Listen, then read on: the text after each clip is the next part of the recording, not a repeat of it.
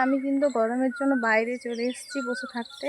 আর এখানে জাস্ট ওয়েদারটা দেখো, নেচারটা দেখো কত সুন্দর, চারিদিকে শুধু গাছে ঘেরা।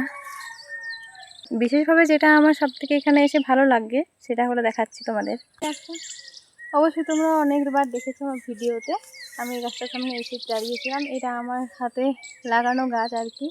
আর কত সুন্দর ফুল ফুটেছে দেখো, খুব সুন্দর লাগে যখন নিজের লাগানো বা নিজের কিছু তৈরিতে যখন কিছু মানে সেটা সফল হয় আর কি, খুব ভালো লাগে। তো আমার সেই জন্য খুব ভালো লাগে। আর এদিকে আসতে আমার এই জন্যই ভালো লাগে কারণ এখানে প্রিয় আমার ফুলের গাছেরা রয়েছে।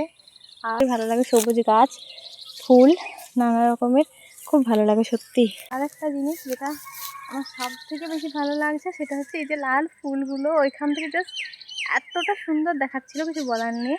তো সত্যি খুব সুন্দর লাগছিল। আর এই গাছগুলো তো আমি লাগিয়েছি সেটা তো তোমরা জানোই। তো দেখো কত সুন্দর ফুল ফুটেছে লাল, জাস্ট ওয়াও লাগছে দূর থেকে দেখতে।